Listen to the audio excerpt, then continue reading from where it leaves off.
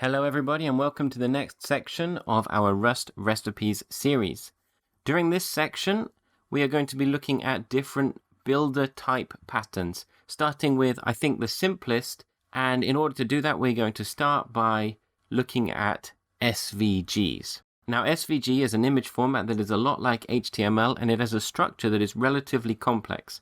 Builder patterns are a great way of building complicated structures in a way that is much easier to write than just building the structure in, say, something like JSON or in Rust code.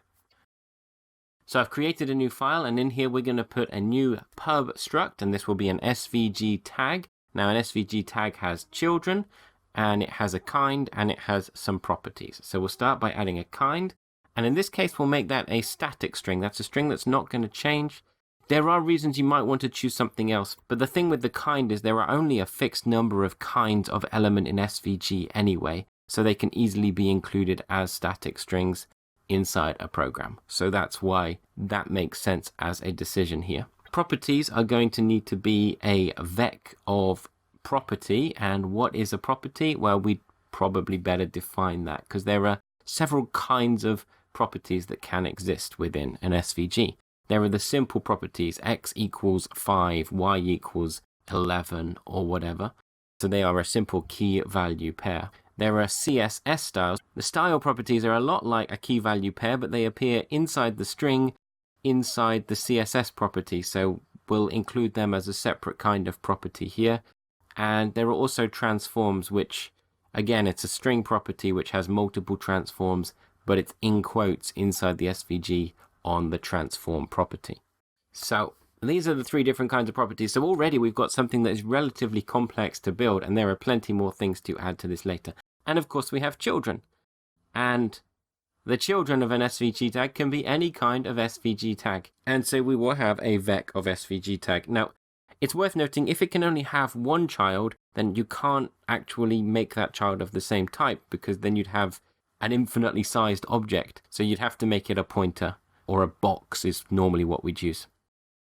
So for the SVG tag, we're going to need to impl pubfun new. So we're going to create a new SVG, and we'll take its kind, and that will be a static str, right? A pointer to a static str, and that will return self.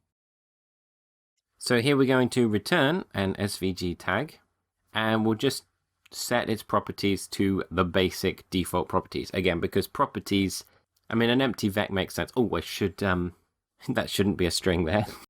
So the SVG tag will have a kind, which will be the input kind, and it will have some properties, which we will just set to an empty vec, and we will allow functions that change this to set those properties. So now we were going to have a function that allows us to set a property of this object. Property may not be the right word here. We want to set a simple property, so we will take k as a static string, because property again will be a static str for the property type, but its value will need to be stored as a string. But we can actually take anything here, so we'll make v and make v implement display. This means we can use the toString method on anything we're given. That makes this function much more available, so that when people call this function, they know they can call it with numbers. So the important thing here is that this function is actually taking a mutable self, because it is going to change self, and it is returning self. So the function actually takes ownership of self before changing it, and then returns self. So the function that calls this function loses access to it, but then the return type will be what it then gets to operate on next. Because of lifetime rules, you can also take a mutable pointer to self and then return another mutable pointer to self. But sometimes the lifetime rules don't work out well in that case. And often it's easier just to take a mutable self and just keep passing it as the next parameter and making the changes as you do. It's saying here that display doesn't exist, so we need to import that. Use standard from display. Create another function which creates a style property, and this will be basically the same but adds it as a style type. And actually it's probably easier if we just copy and paste, because the code needs to be roughly the same. And there are some properties that are very specific, and actually by making these available as functions, that makes it easier for someone who's using the library. So we'll make an x function that will set the x property. And note here that we are taking self And again, we're going to consume that value and then return what the property function returns, which is, again, self. Actually don't need to make that mutable because we're not changing the variable's contents at any point in this function. We're just returning the value. So we'll also add a y, w, and h for width and height too. Very important to know when you're drawing an image is its position and its size. And in SVG, its width and height are fully spelled out. Let's make these properties public, as we're not going to bother writing any real accessor methods. This is really just about the builders. It's worth noting though, with making public, the mutability rules can often protect you from a lot of the kind of mistakes that would commonly happen in other languages without these kinds of guards in place. Now in our test area, let's build a new SVG with these notable properties. Let A equal SVG Tag new, and this will be of type SVG because the outer wrapper in an SVG is one of these. There's actually a couple more things that need to happen, but again, I'm trying to build this as simply as I can for the sake of demonstrating it. Oh, we also need to add a child method so we can add children tags to each tag. So we'll do that here, and again, the method will look very similar to the others. Pubfun child takes mutable self and a new SVG tag and returns self. And then it will self.children.push c, which is the parameter, and return self. Now we have that. If we go back to our test, we can add a child to our SVG.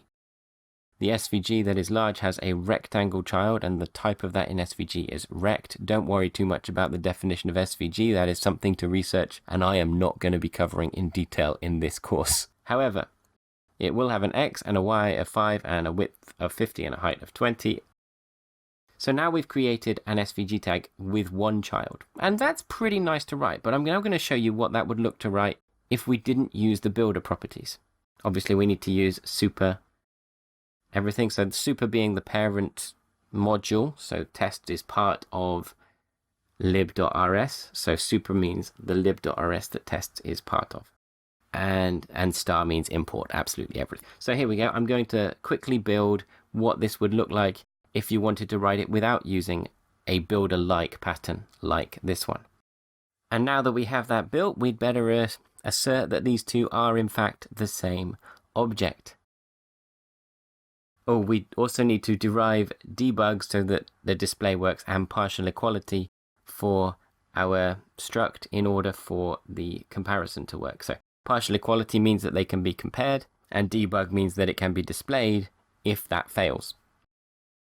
Oh, and super begins with a small s. So now when we run this test, you can see that this test has passed, that these two objects are in fact the same.